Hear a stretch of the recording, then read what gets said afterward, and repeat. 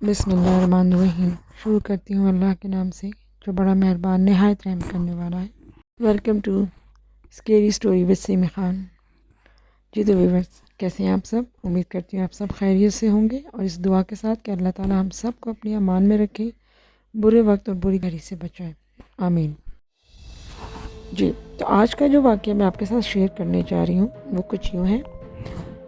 ये साल 1995 के अक्टूबर महीने की रात का वाक़या है जो मेरे और मेरे एक साथी के साथ पेश आया। मैं और मेरा एक साथी ऑफिसर इस मिलिट्री बेस की पेट्रोलिंग कर रहे थे। पेट्रोलिंग करते हुए हम लोग एक स्कूल के सामने से गुजरे, तभी अचानक हमें इस स्कूल का अलार्म सुनाई दिया। वो अलार्म तभी बजता है जब स्कूल में लगे कैमरे में कोई हलचल रिकॉर्ड होती है। फिर अलार्म बजते ही मेरा और साथी और मैं छानबीन करने के लिए फ़ौरन उस स्कूल के पास पहुँचे।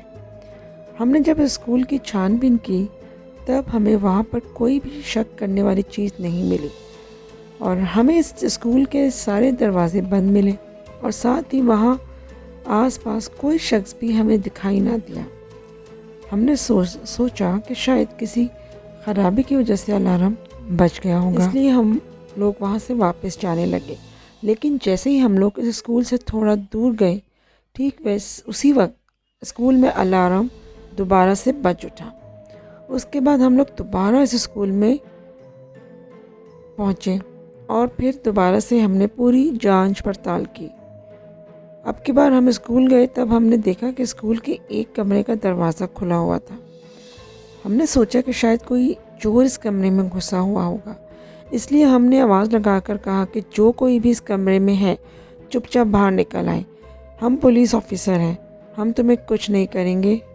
हमारा इतना आवाज़ लगाने के बाद भी किसी शख्स ने हमें जवाब न दिया। हमें कोई रिस्पांस नहीं मिला दूसरी तरफ से। फिर मैंने और मेरे साथी ने ऑफिसर ने अपनी अपनी गन हाथों में ली और एक झटके से हम दोनों इस कमरे के अंदर चले गए। उस कमरे में जाकर हमने देखा कि वहाँ पर बहुत अंधेरा फैला था और वहाँ पर हर तरफ दीवारों पर मकड़ी के जाले लगे हुए थे। उसके अलावा उस कमरे से हमें पेट्रोल की महक भी आ रही थी। हालांकि इस कमरे में हमें कहीं भी पेट्रोल दिखाई नहीं दिया। खैर जो भी हो, फिर हमने इस पूरे कमरे की अच्छे से जांच की, लेकिन हैरानी की बात थी कि ये हमें उस कमरे में कोई भी नहीं मिला। हमने सोचा कि शायद इस दरवाजे पर लॉक नहीं लगा होगा और तेज़ हवा से वो दरवाज़ा खुल गया होगा और दरवाजे के खुलने से अलार्म बज गया होगा। ये सोचकर हमने उस कमरे के दरवाजे को अच्छी तरह से बंद कर दिया और फिर हम स्कूल से बाहर निकलने से पहले हमने दोबारा सारे कमरों के दरवाजे अच्छी तरह से चेक किए ताकि हमें कोई शक ना रहे। और हम तसल्ली करके स्कूल से बाहर निकलने लगे। लेकिन जैसे ही हमने स्कूल से बाहर कदम बढ़ाया, अलार्म दोबारा बज उठा। अब की बार हम हैरान रह गए और फिर हमने सोचा कि शायद वहाँ पर कुछ बच्चे हों जो हमारे साथ मजाक कर रहे हों। यही सोचकर मैं और मेरे साथी ऑफिसर इस स्कूल के बाहर एक दीवार के पीछे छुप गए। हम दोनों काफ़ी देर वहाँ रुककर इंतज़ार करते रहे कि कब वहाँ पर बच्चे आएँ और कब हम इन्हें पकड़ लें। लेकिन हैरानी की बात थी कि काफ़ी देर तक वहाँ बैठे रहने के बाद भी उस स्कूल के पास हमें कोई भी बच्चा दिखाई ना दिया। वहाँ छुपकर बैठे हमें 1 घंटे से भी ज़्यादा वक्त गुजर गया। इसलिए हमने सोचा कि शायद शरारत करने वाले वो बच्चे वहाँ से चले गए हैं।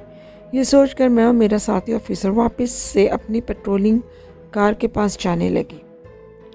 लेकिन जैसे ही हम दोनों अपनी कार के पास पहुँचे, वैसे ही स्कूल का अलार्म फिर से बज उठा। ये देखकर हमें बहुत गुस्सा आया, इसलिए हमने जल्दी से पुलिस हेडक्वार्टर में कॉल करके उस स्कूल के मालिक को बुला लिया। जैसे ही वो पहुंचा तो हमने उसको सारा वाक़या बयान किया। वो हमें स्कूल के अंदर ले गया और पूरा स्कूल दिखाना शुरू किया। अब जब हम उस कमरे में गए तब हमने देखा कि वो स्कूल का मेंटेनेंस रूम था। मेंटेनेंस रूम उस कमरे को कहा जाता है जहाँ पर बिल्डिंग के सारे सामान को रखा जाता है, जैसे उस बिल्डिंग में लगने वाला इलेक्ट्रॉनिक्स का सामान, मरम्मत का सामान या फिर सफाई का सामान।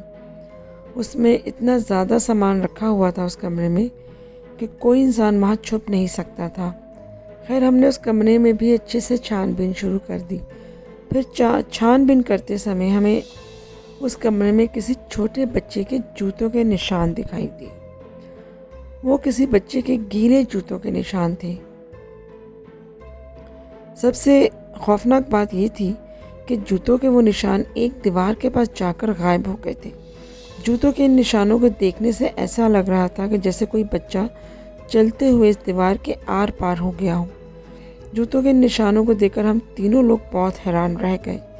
हम लोग जूतों के इन निशानों को देख ही रहे थे कि तभी हमें वहाँ पर किसी बच्चे के हंसने की आवाज़ सुनाई दी। हंसने की वो आवाज़ सुनकर हम हैरान रह गए कि आखिर ये आवाज़ आ कहाँ से रही है। और आवाज़ ऐसी थी जैसे कोई बहुत ही शरारती बच्चा हम पर हंस रहा हो या हमारा मजाक उड़ा रहा हो। अब हम समझ चुके थे कि मामला कुछ और है और यहाँ जो चीज़ भी है वो हमसे शरारत कर रही है और हमें तंग कर रही है। मालिक ने जल्दी से हमें कमरे से बाहर आने को कहा और उसने उस कमरे का ताला लगा दिया। ये वाक़या ऐसा था कि हम खुद हैरान थे कि आखिर ये सब क्या था। मैं कभी भी इन चीज़ों पे यकीन नहीं करता था, लेकिन अब मुझे उसका यकीन करना ही पड़ा क्योंकि उसको मैंने ख़ुद एक्सपीरियंस किया था। उसके बाद वो बताते हैं कि हम जब भी पेट्रोलिंग करते थे तो इस स्कूल के आसपास जैसे ही हम पहुंचते थे हमें अलार्म की आवाज़ सुनाई देती थी, लेकिन दोबारा फिर कभी हम उस स्कूल में इन्वेस्टिगेशन करने नहीं गए। जी तो नाज़रीन, यकीनन आपको ये हॉरर स्टोरी अच्छी लगी होगी। इंशाल्लाह अगली स्टोरी के साथ मैं हाज़िर होंगी। उस वक्त तक के लिए मुझे इजाज़त दीजिए। अपना और अपने बड़ों का ख्याल रखिए और मेरे चैनल को सब्सक्राइब और लाइक कीजिए। और नाज़रीन, अगर आप अपनी वाक़यात शेयर करना चाहते हैं तो यहाँ पर मेरा ईमेल एड्रेस शो हो रहा है, उसमें आप अपने वाक़यात मुझे ईमेल कर सकते हैं।